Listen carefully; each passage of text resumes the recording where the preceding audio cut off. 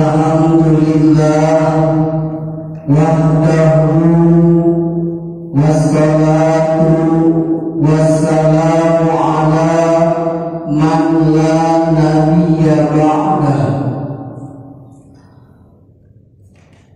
Puja puji syukur kita haturkan kepada Allah yang Maha Esa. Salawat dan salam atas baginda Nabi Muhammad sallallahu alaihi wasallam, dan juga salawat dan salam semoga atas keluarga, sahabat kita semua, umatnya. Mudah-mudahan kita mendapatkan syafaat ila yaumil qiyamah. Amin ya Allah ya rabbal alamin. Pertama yang saya hormati dan saya muliakan segenap pengurus DKM Masjid Al-Ikhwan, Ketua DKM Bapak Didi Sudrajat beserta staf. Mudah-mudahan selalu diberikan keberkahan oleh Allah Subhanahu wa Ta'ala. Segenap jamaah Masjid Al-Ikhwan, para haji, para hajah, para tokoh masyarakat, para ketua RT di lingkungan Masjid Al-Ikhwan, para sesepuh dan bini sepuh yang tidak dapat saya sebutkan satu persatu, namun tidak mengurangi rasa takjim dan hormat saya. Mudah-mudahan kita semua berada di dalam naungan, berada di dalam ampunan Allah Subhanahu wa Ta'ala, mendapatkan keberkahan dari Allah Subhanahu wa Ta'ala. Amin ya Allah ya rabbal alamin.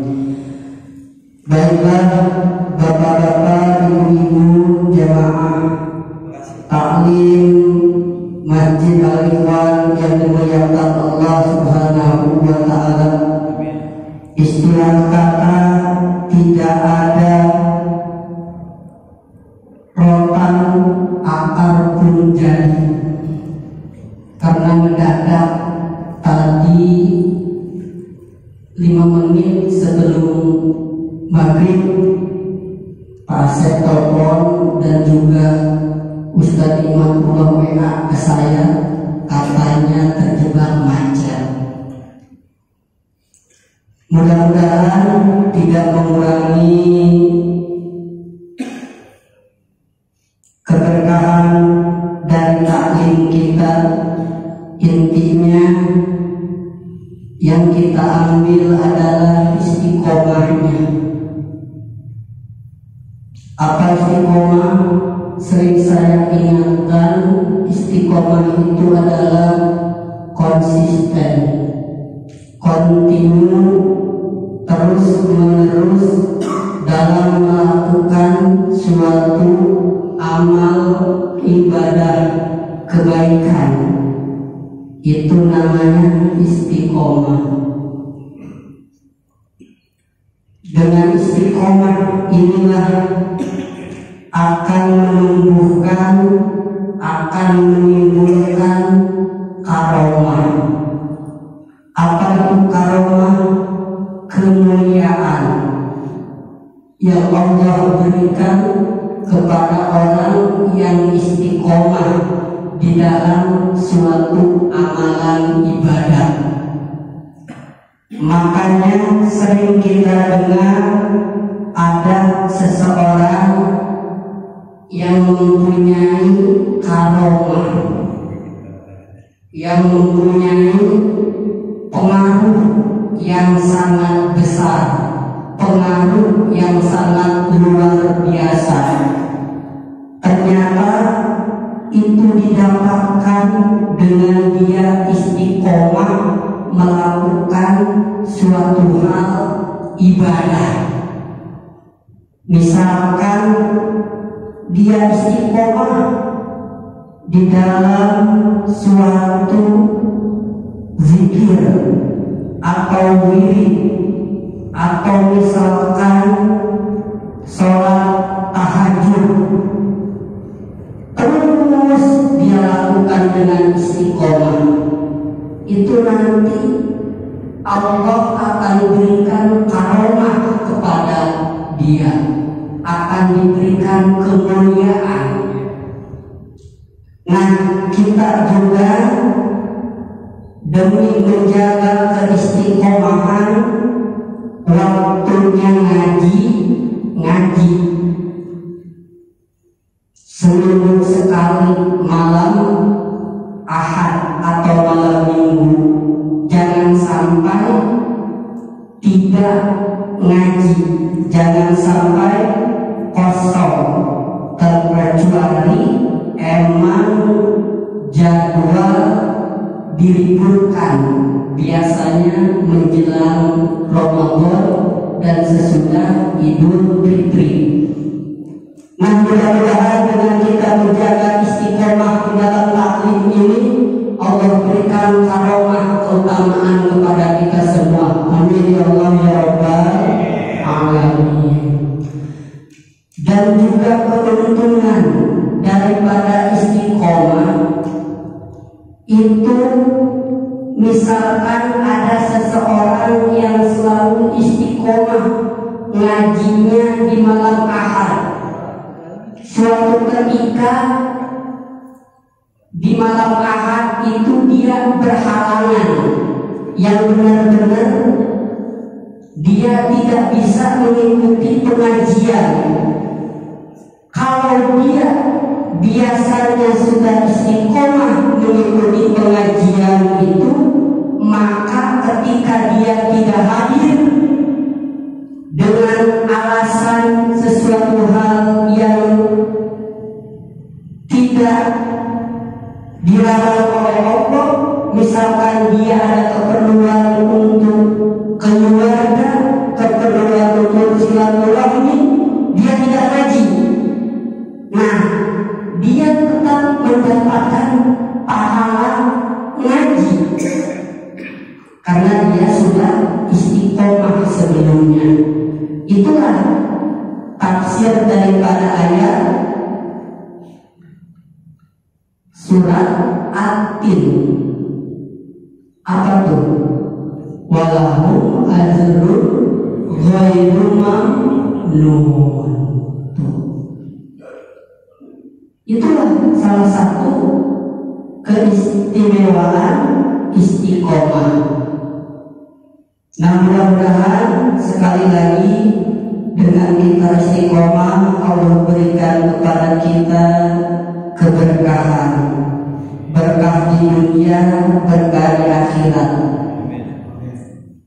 Hajat-hajat kita, urusan dunia, urusan akhirat, Allah kabulkan. Amin ya Allah ya Rabbal alamin. Baiklah, untuk pembahasan pada malam hari ini, kita kembali mengingatkan rutinitas keseharian kita tentang sholat kita. Mudah-mudahan dengan kita mengkaji dan mengaji tentang bab fikih, bab sholat dan yang lainnya, nanti ketika ada ibadah kita yang kurang, Allah ampuni, karena kita dalam tahap belajar. Amin ya Allah ya Rabbal alamin. Baiklah, sholat. Apa sih sholat itu? Kita terkadang tidak paham, terkadang tidak tahu apa itu arti sholat, apa itu definisi daripada sholat.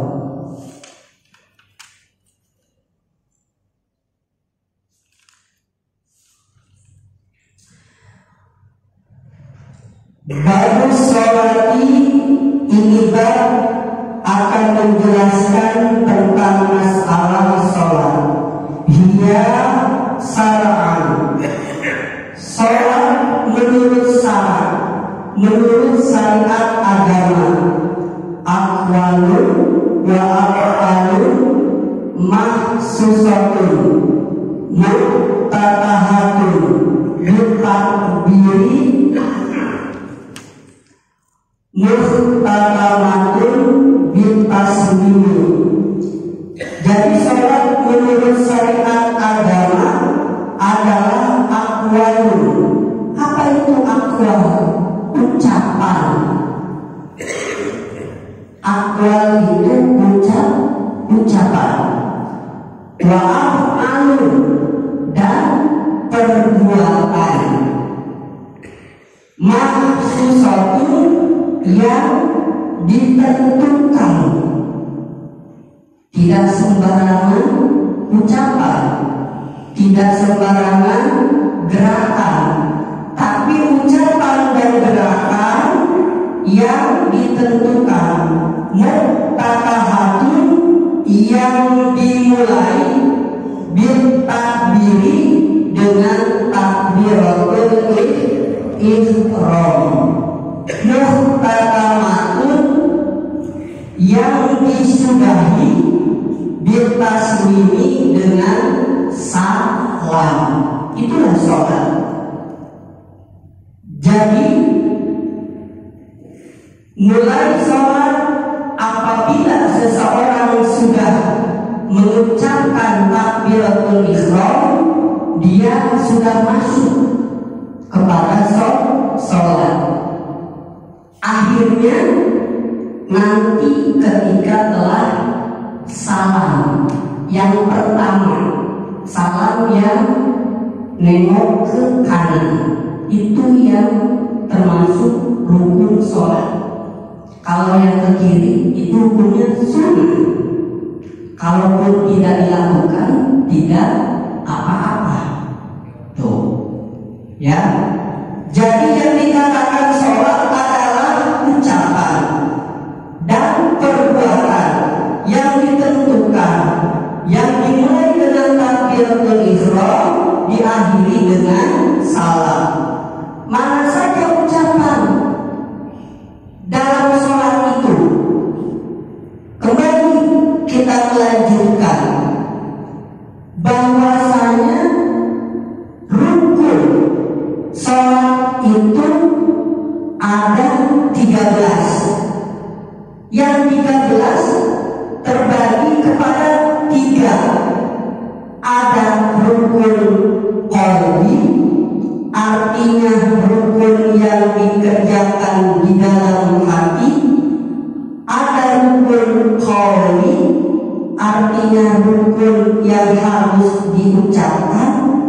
Ada rukun fi'li, artinya rukun yang harus dikerjakan. Nah, tadi sholat dikatakan aqwalun, adalah ucapan. Mana ucapannya? Rukun qauli. Mana yang termasuk rukun qauli? Takbiratul ihram. Kembali saya ingatkan, takbiratul ihram itu harus diucapkan. Allahu Akbar, harus diucapkan. Walaupun kita jadi makmum, minimal terdengar oleh diri sendiri bagi makmum. Kalau bagi imam harus dikeraskan takbiratul ihramnya, karena takbiratul ihram termasuk rukun qauli, rukun yang harus diucapkan. Mana lagi yang rukun qauli? Al-Fatihah.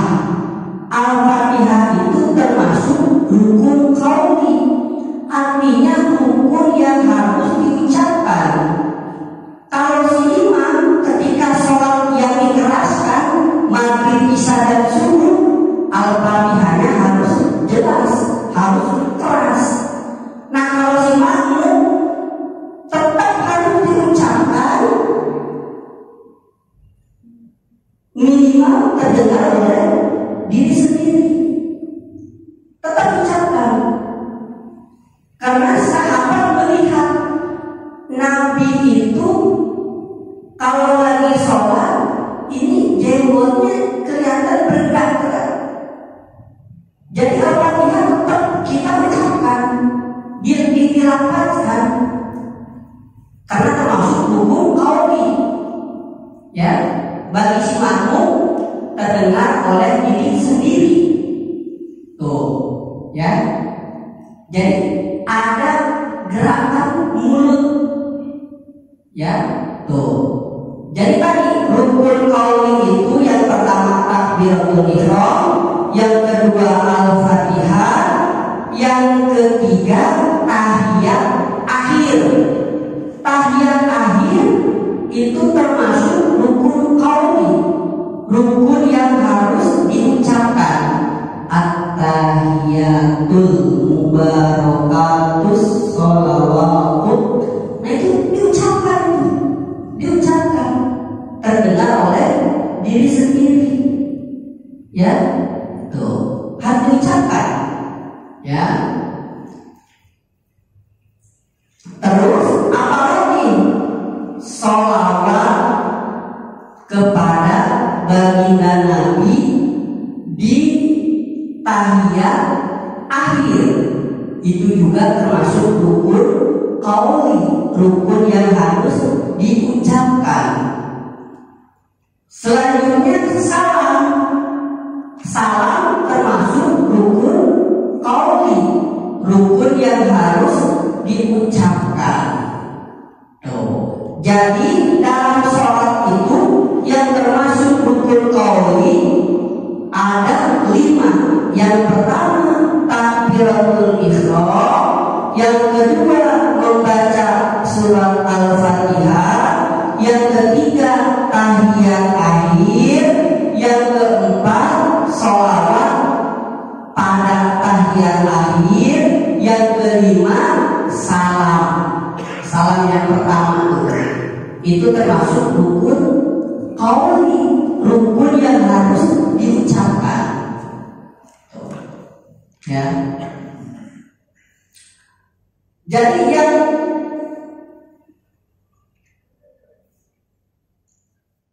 itu diucapkan di lisan, ya, dengan gerakan mulut terdengar oleh diri sendiri.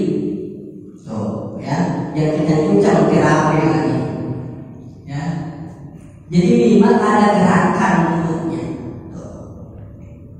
Tuh. Tadi kan sholat itu adalah aqwalun wa af'alun. Udah tuh, rukun qaulinya udah tadi. Rukun yang harus diucapkan. Sekarang aqwalunnya, af'alunnya. Af'alun itu ada gerakan. Apa saja gerakan di dalam sholat? Nah, gerakan di dalam sholat yang termasuk kepada rukun dikatakan dengan rukun fi'li, artinya rukun yang harus dikerjakan, rukun gerakan, yaitu yang pertama berdiri. Berdiri itu termasuk rukun fi'li, rukun yang harus dikerjakan. Berdiri bagi yang mampu. Kalau tidak mampu berdiri kan boleh duduk. Tidak mampu duduk kan boleh berbaring. Tuh. Ini mah yang sehat, yang kuat, maka harus berdiri. Karena berdiri ini termasuk kepada rukun fi'li.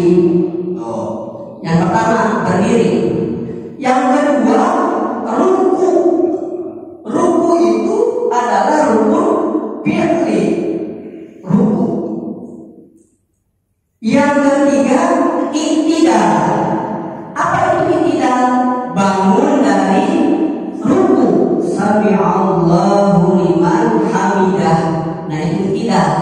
itu adalah rukun fi'li. Selanjutnya sujud. Sujud itu adalah rukun fi'li, rukun yang harus dikerjakan. Selanjutnya duduk antara dua sujud. Duduk antara dua sujud itu termasuk rukun fi'li. Selanjutnya duduk tahiyat akhir itu termasuk rukun fi'li. Ya. Jadi ada 6 yang termasuk rukun fi'li. Yang pertama berdiri, yang kedua ruku, yang ketiga i'tidal, yang keempat sujud, yang kelima duduk antara dua sujud, yang keenam duduk tahiyat akhir. Nah, tadi rukun qauli 5, rukun fi'li 6, 5 tambah 6 jadi 11. Yang rukun qaulnya ada 2, yaitu niat dan tartib. Niat itu di dalam hati, itu termasuk rukun qalbi. Niat, ya, kembali ingatkan, dilatih, belajar membarengkan antara takbiratul ihram dengan niat. Allahu Akbar, mulut mengucapkan Allahu Akbar, di hati niat. Dibiasakan, dilatih. Kalau udah biasa, nanti insya Allah bisa. Ya, perpaduan antara rukun qalbi dan rukun qauli. Allahu Akbar, mulut mengucapkan takbiratul ihram, di hati niat. Jadi pas rukun sholat ada 13, yang termasuk rukun qalbi ada 2, yaitu niat dan tartib. Apa itu tartib? Berurutan. Yang dulu didulukan, yang akhir diakhirkan. Itu namanya tartib. Rukun qalbi ada 2, niat dan tartib. Rukun qauli ada 5. Tadi takbiratul ihram, al-fatihah, tahiyat akhir, sholawat pada tahiyat akhir, yang kelima salam. 2 tambah 5 7. Fi'linya ada 6. 7 tambah 6 berarti 13. Rukun fi'linya tadi berdiri, ruku, i'tidal, sujud, duduk antara dua sujud, duduk tahiyat akhir. Cukuplah rukun sholat. Rukun itu adalah sesuatu yang harus dikerjakan dalam suatu ibadah. Dikatakan sah suatu ibadah apabila memenuhi syarat dan rukun. Kalau terpenuhi syarat dan rukun, maka ibadah itu dikatakan sah. Ini rukun sholat 13 harus terpenuhi di dalam sholat. Kalau tidak terpenuhi, tidak sah sholatnya. Nanti ada lagi syarat sah sholat, ya, seperti harus punya wudu. Tuh. Jadi kembali saya ingatkan, yang dikatakan sah itu adalah apabila memenuhi, terpenuhinya syarat dan rukun dalam satu ibadah, maka ibadah itu dikatakan sah. Tuh, ya. Nah, jadi kembali sholat tadi menurut istilah salah adalah ucapan dan perbuatan yang ditentukan, yang dimulai dengan takbiratul ihram dan diakhiri dengan salam. Itu adalah sholat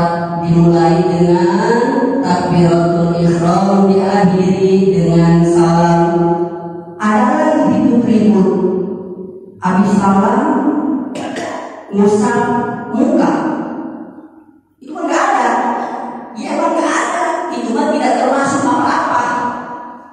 Ya, udah salam kita bebas mau ngapain aja. Kalau yang biasa, assalamualaikum warahmatullahi wabarakatuh, biarin aja. Namanya juga udah keluar dari sholat, dia mau ngapain kek? Ada tadi yang habis salam pegang HP, lihat WA, tuh. Inilah kadang-kadang kurang pemahaman, ya. Ngapain tuh ngusap muka segala, kagak ada dari sononya. Ya emang kagak ada. Karena itu bukan termasuk daripada rukun sholat, bukan termasuk daripada syarat sholat, bukan. Cuma ulama berpendapat karena yang dikatakan sholat secara istilah adalah doa. Tadi sholat secara syariat agama adalah ucapan perbuatan yang ditentukan, yang diawali dengan takbiratul ihram, diakhiri dengan salam. Itu sholat menurut syariat agama. Sekarang sholat menurut istilah, menurut bahasa adalah doa. Sholat itu doa. Makanya setiap habis berdoa kita disunahkan untuk mengusap muka. Terkecuali ada lagi perlu juga, kecuali ketika doa kunut.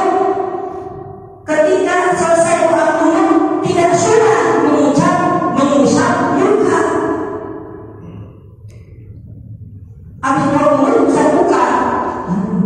Ya, ini pentinglah kita ketahui. Habis doa kunut kagak sunnah untuk mengusap muka. Karena apa? Karena itu nanti berkaitannya bisa menambah gerakan, akhirnya membatalkan sholat. Doa kunut itu kan sunnah.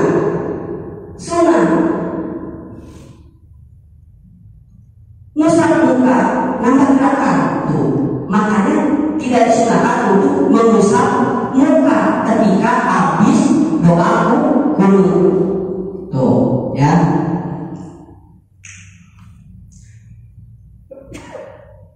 Nah, masih lama nggak ini? Masih lama. Tuh, inilah fikih itu luas. Fikih itu akan banyak menimbulkan perbedaan, tapi dengan adanya perbedaan kita akan lebih bijak, kita akan lebih bisa menghargai. Oh, itu dalilnya, oh itu keterangannya. Ya udah, tuh, ya. Jadi pentingnya untuk wawasan keilmuan. Baiklah, sekarang sholat kalau dari kata perkataannya sholat, ya, sholat itu diartikan sebagai sidqul qauli. Artinya kalau seseorang itu sholatnya sudah benar-benar sholat, dia akan mempunyai sifat sidqul qauli. Artinya apa? Omongannya benar, kagak pernah bohong, kagak pernah namimah, ngadu domba, kagak pernah gibah, ngomongin orang. Jadi kalau sholatnya sudah benar, kan jelas di dalam Al-Quran, inna sholata tanha anil fahsya'i wal munkar. Sholat itu fungsinya untuk mencegah perbuatan keji dan munkar. Jadi tadi sholatnya itu sidqul qouli. Kalau sholatnya sudah benar secara fikihnya, memenuhi syarat dan rukunnya, nanti kembali ada tahapan sholat yang lainnya, maka akan melahirkan sifat bagi orang yang sholatnya sudah benar, sudah diterima oleh Allah, maka dia akan mempunyai sifat sidqul qouli. Omongannya itu omongan yang baik, omongan yang benar. Shortnya, orangnya layyinul qalbi. Kalau orang sholatnya sudah benar-benar sholat, maka hatinya akan lembut. Layyinul qalbi, hatinya akan lembut, tidak mudah marah-marah, tidak mudah emosian, akan peduli dengan lingkungan, dengan sesama, hatinya lembut tuh. Ya, itu yang diharapkan dari dua hasil daripada sholat. Layyinul qalbi, hatinya akan menjadi lembut, pengasih, penyabar, penyayang. Tanya adalah tarkul ma'asi, meninggalkan segala jenis perbuatan maksiat. Dengan sholatnya akan menjaga dirinya dari berbuat hal-hal yang tidak dibenarkan oleh agama. Dia akan mampu untuk meninggalkan maksiat kepada Allah Subhanahu wa Ta'ala. Itulah kalau sholatnya sudah benar-benar sholat. Mudah-mudahan sholat kita bisa membentuk diri kita mempunyai tiga sifat tadi. Yang pertama sidqul qouli, artinya benar omongannya. Yang kedua layyinul qalbi, lembut hatinya. Yang ketiga adalah tarkul ma'asi, meninggalkan segala macam jenis maksiat kepada Allah Subhanahu wa Ta'ala. Mungkin itu saja yang dapat disampaikan, kurang lebihnya mohon maaf ya apabila ada kata-kata yang tidak pas, yang kurang, tidak berkenan di hati jamaah. Bapak-bapak, ibu-ibu semuanya mohon dibukakan pintu maaf yang seluas-luasnya. Ya, itulah tausiah yang makalahnya itu untuk sholat, tata cara ketertiban sholat. Untuk itu kepada bapak-bapak yang mungkin ada yang ditanyakan, masih ada waktu 5 menit lagi, silakan Pak.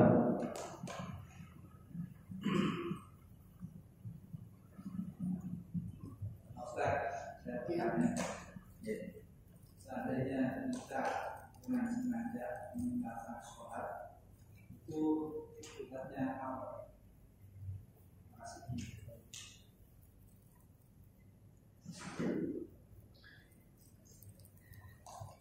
Kalau kita meninggalkan sholat, tapi kita masih meyakini bahwa sholat itu adalah suatu kewajiban, tidak mengingkari. Karena ada orang, lu kenapa gak sholat? Sholat, bukan sholat, emang sholat wajib. Nah, kalau dia udah ngomong begitu, dia termasuk kepada kafir. Tapi kalau dia meninggalkan sholat, tapi masih meyakini bahwa sholat itu perintah dari Allah, nah itu dia berdosa besar, tidak sampai kepada kafir, berdosa besar, ya, dosa yang sangat-sangat besar. Kalau dari kalangan sahabat tabi'in, ninggal satu sholat aja Bukan sengaja tinggalnya, karena dia lupa keasikan di kebun kurma, ya. Dia membayarnya dengan semalam suntuk melakukan sholat sunnah, malahan kebunnya diwakafkan untuk kepentingan para muslim. Tuh. Jadi kalau meninggalkan sholatnya, dia masih yakin bahwa sholat itu adalah kewajiban dari Allah, itu hanya masuk kepada dosa yang sangat besar. Tapi kalau dia meninggalkan sholat karena dia tidak meyakini bahwa suatu kewajiban dari Allah, maka dia masuk kepada kafir, keluar dari Islam. Oh, itu saja mungkin ya. Ada lagi Pak? Kalau kita seumpamanya dalam perjalanan, waktunya kemarin itu boleh ya kita melakukan cara tayamum dan yang sholat tayamum terus sholat maghrib supaya Jadi ada juga istilah sholat dihormati waktu, artinya sholat menghormat waktu. Ketika kita misalkan dalam keadaan memang sulit, di jalan macet, gitu kan, terjebak macet, gitu kan, sedangkan udah ada waktu nih. Nah, itu boleh melaksanakan sholat di situ dengan seadanya, dengan tayamum, niat menghormati waktu, ya. Nah, kalau datang ke tempat tujuan kita masih ada waktu, boleh mengulang sholat iadah, boleh, ya. Misalkan nih terjebak macet di mana nih, udah ada waktu, ya udah kita sholat. Tapi ternyata pas nyampe ke rumah masih ada waktu, boleh menyempurnakan sholat dengan sholat iadah, mengulang sholat, ya, boleh. Tuh begitu, ya. Jadi bahasanya banyak. Sholat itu ada sholat adaan, ada sholat qadaan, ada sholat iadah. Itu sholat, ya. Nanti ada sholat ya berjamaah menjelas, ya. Ada sholat munfarid, ada sholat mufaroqoh, betul, ya. Jadi fikih itu ya harus ada waktu khusus untuk bahas masalah fikih. Kalau misalkan setahun cuma 2 kali, kalau bakalan ngerti-ngerti. Jadi harusnya mah instan, seminggu sekali terus satu kitab dihatamkan, ditamatkan. Tuh, ya, ya itu saja. kalau gerakan Tayamum itu kan cuma tangan sama muka, ya, tangan sama muka. Misalkan di bangku, ngambil sini tek, gitu kan, tek, niat tayamum. Ya, gitu. Nanti ngambilnya untuk tangan, jangan di sini lagi, pindah di mana gitu, ya, pindah di mana. Tak sekali aja, sekali, jangan 3 kali, tak, kan? Di sini misalkan untuk muka, tak, kita udah gini aja. Udah sekali. Nanti untuk tangan jangan di sini lagi, jangan di bekasnya lagi, di tempat yang lain. Nah, tangan sini, sini, balikin sini, tak, sini nih, misalkan sini, tak, tamat. Ini nih, ini tak, sini tak, balikin sini tak, angkat sini, jangan kena karena ini untuk ini, tak gitu, baru ini sini, tuh, ya. Kalau yang ini kena nanti ini mustakmal. Artinya mustakmal itu bekas make. Ya, gitu. Sekali aja tayamum, sekali-sekali. Ya. Jadi muka dan tangan doang kalau untuk tayamum. Hah? Di mobil, ya itu ke bangku aja. Ke bangku atau ke kaca yang kira-kira ada debunya, gitu kan. Debu juga tipis. Ya. Ada lagi Pak? mungkin saya apabila mungkin tidak bisa melaksanakan sholat menggunakan sakit, ya kan? Nah itu mungkin sakit atau dalam perjalanan yang sangat sulit, itu apakah afdal digantikan dengan sholat Jumatnya? Yang satu, yang kedua, mana-mana saja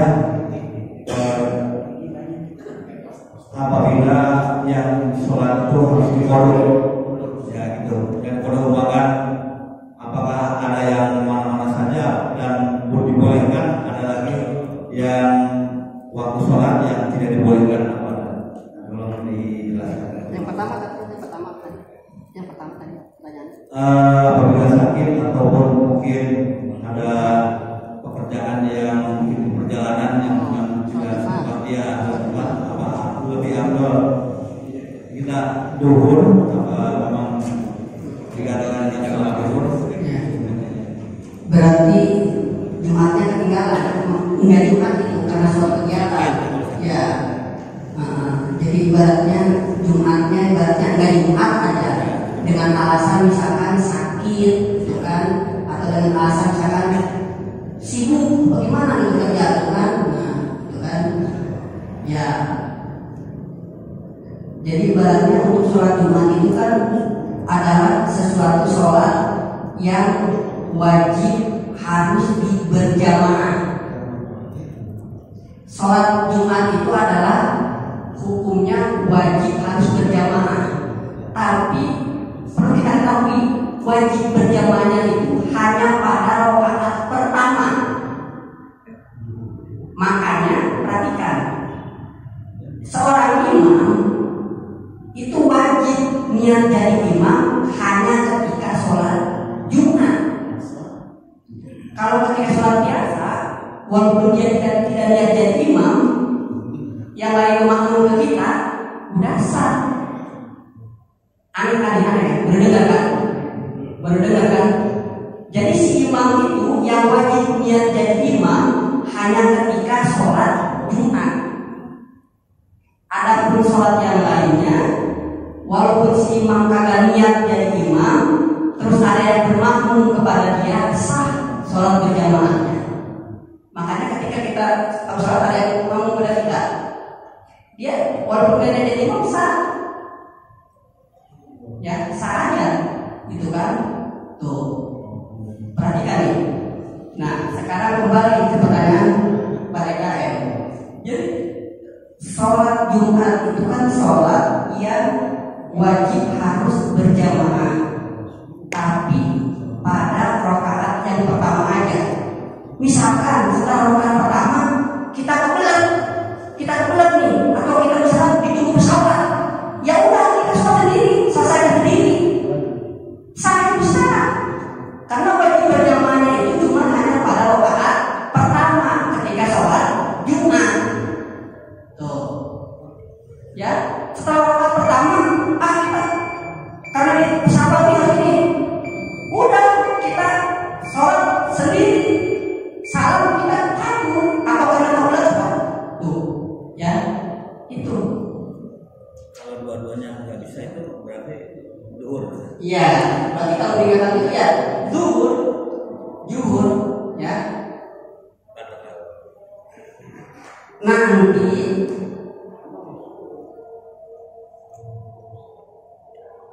jangan sampai aja 3 kali Jumat berturut-turut tiga sholat Jumat, karena itu nanti hukumnya ya udah lain lagi.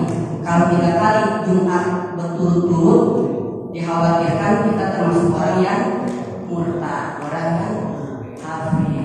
Tuh, ya, tuh, ya, udah ya. Waktunya kan banyak, masalah toro masih banyak ya, lain kali ya. Udah.